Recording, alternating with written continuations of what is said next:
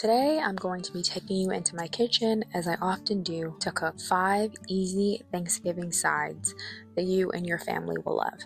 And as we cook, I will be sharing a few tips for hosting Thanksgiving to hopefully make this holiday season a bit easier for you. The first step is to plan your menu early. We're about 2 weeks out for Thanksgiving when this video comes out, so hopefully you've already done this step, but if not, you really do want to get a whole list together of what everyone's bringing, what you're responsible for, and get a really solid, detailed grocery list together. Next week, you can do one trip to get shelf-stable items, and then a few days before Thanksgiving, you can go and get those fresh ingredients. Next, you want to organize your kitchen and table. Make sure you've got all the right tools before the big day. You're going to need a roasting pan, lots of casserole dishes, lots of mixing bowls, sharp knives, and don't forget about your table. So you want to think about what your table setting is going to be. Over in this house, ours is already Christmas.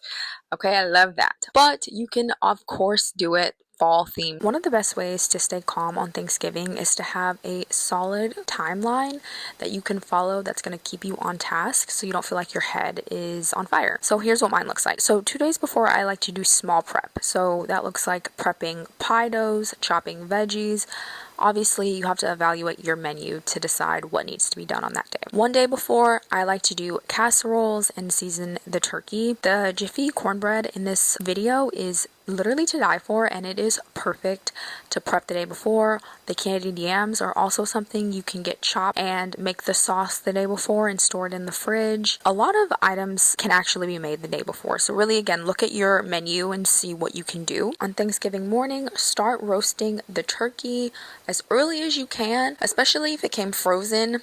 The worst thing is if it didn't thaw all the way, it's gonna take hours, okay? So you really do want to get that turkey going. I have a recipe for my mom's turkey. It's so funny because I had to sit with my mom with a tablespoon and a teaspoon measure to get the measurements, because you know, old folks, they'd be like, 1 pot spoon of this. What is that? Okay, it was actually a disaster making the recipe, but it was fun with my mom. And then in the late morning, you can bake rolls, prep the gravy, and set up your drink stations. I have a couple roll recipes, sourdough roll recipes on my blog if y'all want to check those out. Those would actually have to be done the day before, but the Hawaiian rolls, whoo, y'all, those taste just like kings. And then 1 hour before dinner, carve the turkey, finish the sides, and get everything on the table. I promise having all of that written down makes your life so much easier. And if you do need an organized place to write all of this down, I do have a Thanksgiving hosting checklist, menu planner, and grocery list that you can download totally for free and print off. I think that it's so helpful, so I'll have that linked down below if you're interested. Another thing is make sure you clean as you go. I didn't leave those clips in this video, but after each recipe, I was just kind of taking all of the ingredients, putting them back up, quickly wiping down the counter. On Thanksgiving Day, make sure your dishwasher is unloaded bright and early in the morning, and then as you're preparing things, throw everything in the dishwasher. When it gets full, run it and repeat. That thing is going to go multiple times, because the last thing you want after cooking a huge meal is a disaster of a kitchen. You want to be able to enjoy Thanksgiving just like everyone else, so it's going to help you so much.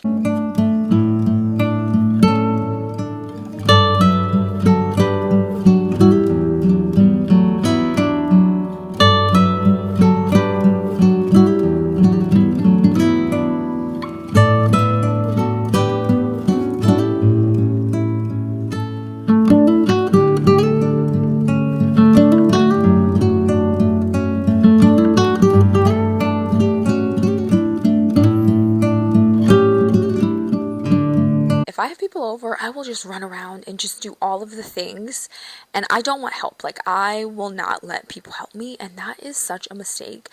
If someone offers to help you, take the help, enlist the help, let them help you, whether that be just like stirring, you know, the pot while you set the table, or if they're the creative type and they love home decor, let them set the table for you. Whatever it is, whatever they offer to do, you forgot an ingredient and they offer to run to the store for you, take the help. I promise it's going to benefit you so much.